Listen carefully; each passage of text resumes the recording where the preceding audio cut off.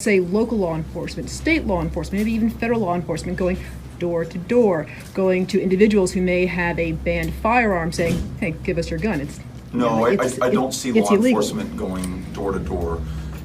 I see Americans complying with the law. Americans who own AR-15s, AK-47s, will have to sell them to the government. We're not going to allow them to stay on our streets, to show up in our communities, to be used against us in our synagogues, our churches, our mosques, our Walmarts, our public places. It will not be a voluntary program, to be clear. It'll be a mandatory buyback program. Do you think that the people that are willing to voluntarily sell back their guns to the government are the dangerous people that are going to commit mass shootings or use their gun inappropriately?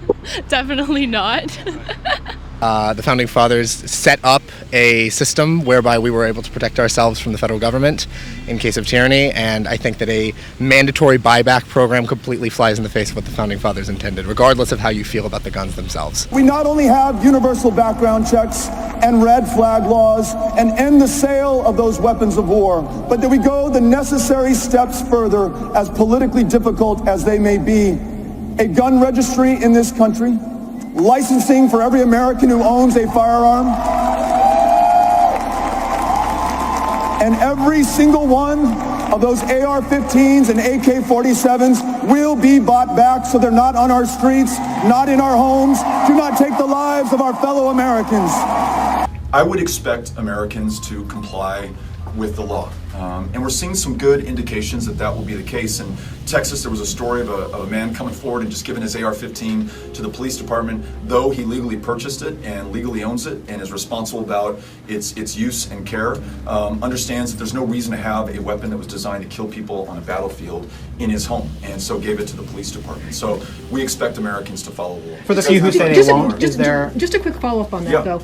Now, there have been questions, though, about the logistics of that. So I just would like to know, just sort of step by step, are you talking about, say, local law enforcement, state law enforcement, maybe even federal law enforcement going door to door, going to individuals who may have a banned firearm saying, hey, give us your gun? I don't see law illegal. enforcement going door to door.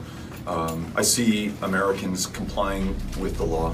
I see us working with gun owners, non-gun owners, local, county, state, federal law enforcement to come up with the best possible solution. I have yet to meet an owner of an AR-15 who thinks it's okay that we have these kind of mass killings in this country, or that we lose 40,000 So then how do you expect to enforce this then? Every year. So then how do you expect this to be enforced? How do we enforce any law? I mean, there's a significant reliance on people complying with the law.